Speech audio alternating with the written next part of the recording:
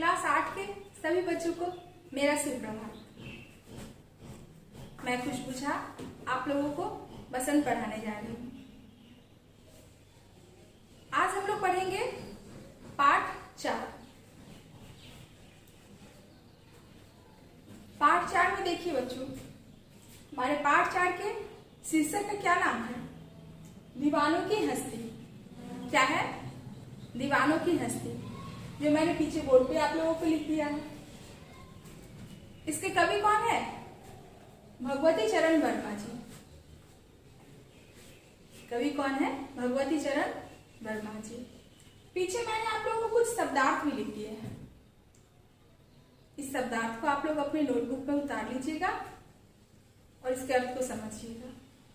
ये शब्दार्थ आप लोगों को कविता जब मैं पढ़ाऊंगी तो उसके भावार्थ को समझने में सहायता देगा। पहले हम लोग भगवती चरण वर्मा जी के विषय में थोड़ी बात करते हैं। अब आप सभी बच्चे क्या करेंगे? अपने अपने पुस्तक को निकाल लेंगे, ठीक है, और पाठ 4 निकाल लीजिए। उसमें हमारे शीर्षक क्या है? दीवानों की हस्ती, और जिसके लेखक है भगवती चरण वर्मा जी। वर्मा जी का जन्म 30 अगस्त 1903 को सफीपुर गांव में हुआ था और उनकी मृत्यु 5 अक्टूबर 1981 को हो गई थी। यह है वर्मा जी के जन्म और मृत्यु की बात। अब हम उनकी शिक्षा के विषय में बात करते हैं। उन्होंने इलाहाबाद से BA LLB की डिग्री हासिल की और उन्होंने अपने साहित्य जो प्रारंभ की वो कविता से ही प्रारंभ की। ये छोटी सी जानकारी मैंने आप लोगों को वर्मा जी के विषय में दिया, ठीक है। जो हमारे पाठ का अंग नहीं है, लेकिन फिर भी वो हमारे कवि हैं, इसलिए मैंने आप लोगों को इतनी जानकारी दी। अब हम लोग आते हैं अपने पाठ पर, ठीक है ना। और हमारे पाठ के शीर्षक का क्या नाम है? दीवानों की हस्ती। देखिए बच्चों, यहाँ पे बात ही हो रही है दीवानों की। आप लोग तो समझते हैं दीवानी का मतलब होता क्या है? दीवानगी अनेकों प्रकार की होती है। जरूरी नहीं है कि दीवानी सिर्फ एक ही चीज की दीवानगी हो। दीवानगी का अर्थ होता है किसी भी चीज का जुनून होना, ठीक है ना। किसी भी चीज को पाने की इच्छा होना। जैसे देखिए, किसी को पढ़ाई के प्रति दीवानगी होती है। कोई पढ़ने में इतना मशगूल हो जाता है कि दिन रात उसे पढ़ना चाहता है। किसी को घूमने की दीवानगी होती है, उसे घूमने में बहुत अच्छा लगता है। किसी को खाने पीने की होती है। किसी को अपने माता पिता के प्रति होती है कि वो अपने माता पिता के हर शब्द को पत्थर की लकीर समझता है।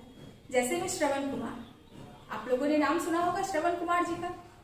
वो अपने माता पिता के भक्त थे, तो इसीलिए दीवानगी किसी को अपने देश के प्रति दीवानगी होती है। जो हमारे सैनिक सीमा पे खड़े होते हैं, उनको अपने देश के प्रति दीवानगी होती है। हर मौसम, जाड़े, गर्मी, बरसात में वो डटे रहते हैं।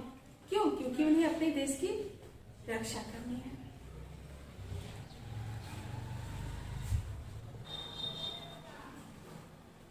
तो आइए बच्चों, हम लोग अब अपनी कविता का पाठ करते हैं, ठीक है। हम दीवानों की क्या हस्ती, हम दीवानों की क्या हस्ती है, आज वहां कल वहां चले, मस्ती का आलम साथ चला, हम धूल उड़ाते जहां चले, आए बनकर उल्लास अभी, आए बनकर उल्लास अभी, आंसू बनकर वह चले अभी, सब कहते ही रह गए अरे तुम कैसे आए कहां चले, किस और चले ये मत पूछो, किस और चले यह मत पूछो, चलना है बस इसलिए चले, जग से उसका कुछ लिए चले, जग को अपना कुछ दिए चले, दो बात कही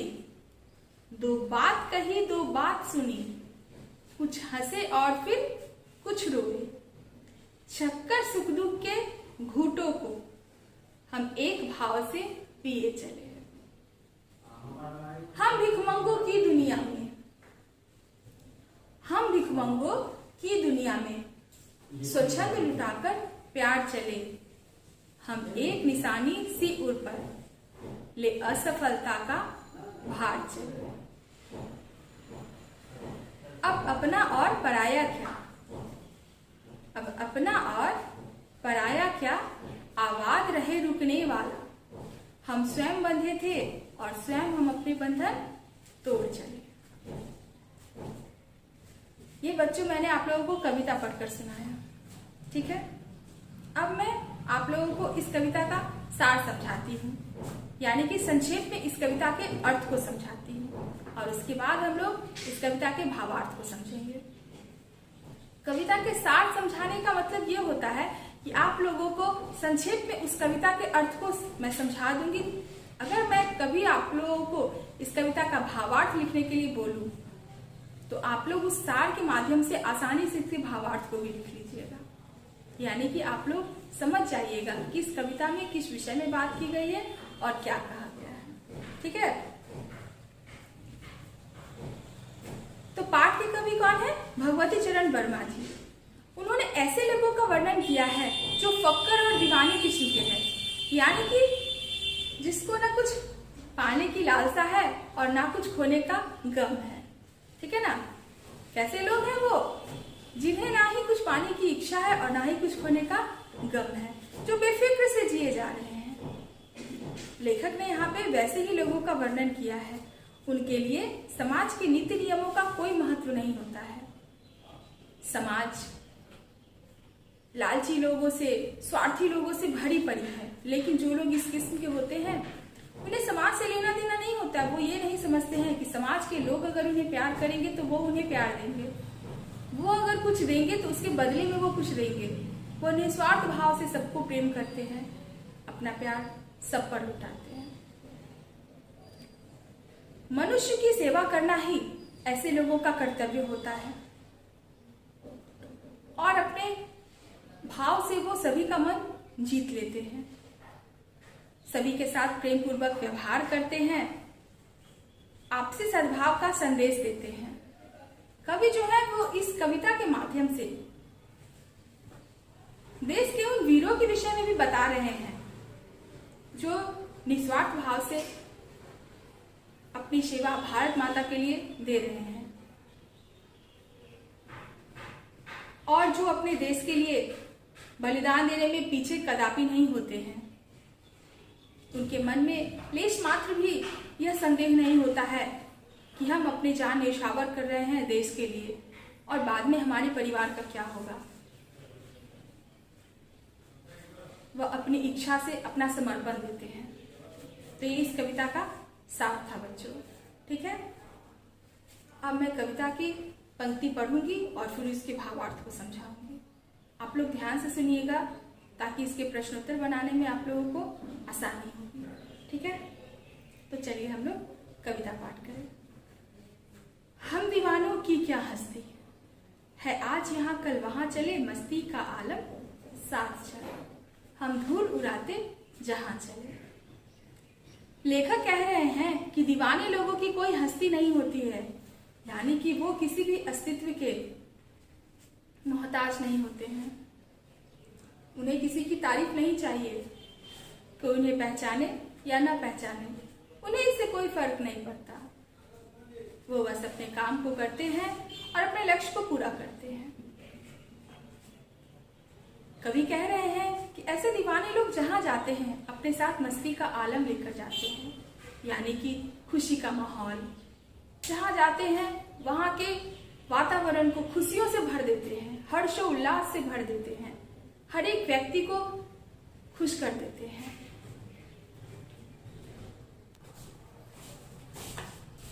आए बनकर उल्लास अभी, आंसू बनकर वह चले अभी, सब कहते ही रह गए अरे तुम कैसे आए कहाँ चले। यहाँ पे कवि कह रहे हैं कि जब दीवाने लोग कहीं जाते हैं तो अपने साथ क्या लेकर जाते हैं? हर्षोल्लास, खुशी का माहौल, प्रेम, और जब वो जाने लगते हैं वहां से तो लोग दुखी हो जाते हैं, क्योंकि वो अपने हाव भाव से, वो अपने व्यवहार से वहां के लोगों को इतना मंत्रमुग्ध कर देते हैं कि लोग उन्हें खोना नहीं चाहते हैं और ना ही उन्हें जाने देना चाहते हैं। हमारे यहाँ बच्चों कोई मेहमान आते हैं, छोटे छोटे बच्चे कितने प्रसन्न हो जाते हैं, बड़े लोगों को भी खुशी मिलती है। क्यों? उनसे मिलना जुलना, बातें करना, हर्षोल्लास का माहौल बन जाता है। लेकिन वही व्यक्ति जब जाने लगते हैं तो एक दुख की बादल छा जाती है। हमें अफसोस होने लगता है कि अब ये व्यक्ति जा रहे हैं, मन नहीं लगेगा।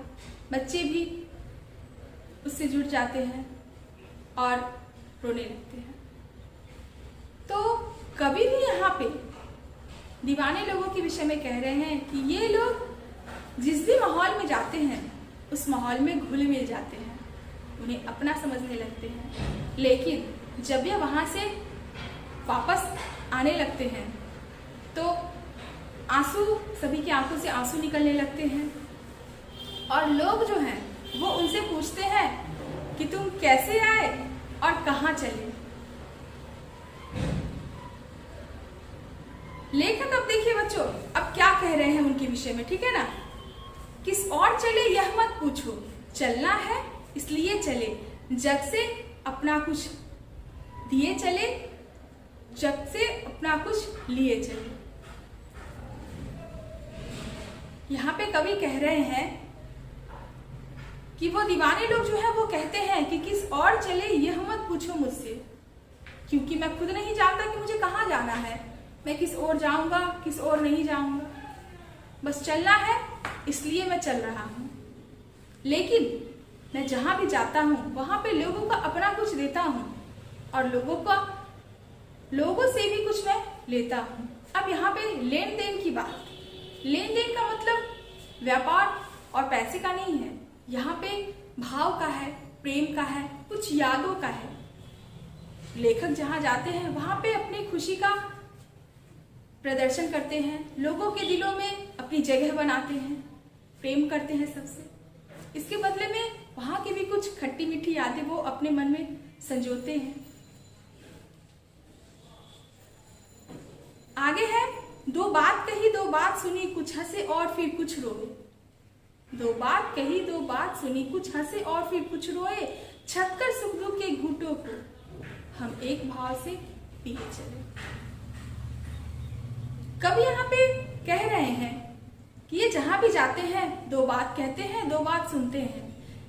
देखिए बच्चों, कहने और सुनने में क्या होता है, जरूरी नहीं है कि अगर हम अच्छी बातें करें तो हमारे सामने वाला व्यक्ति भी हमसे अच्छी ही बातें करे।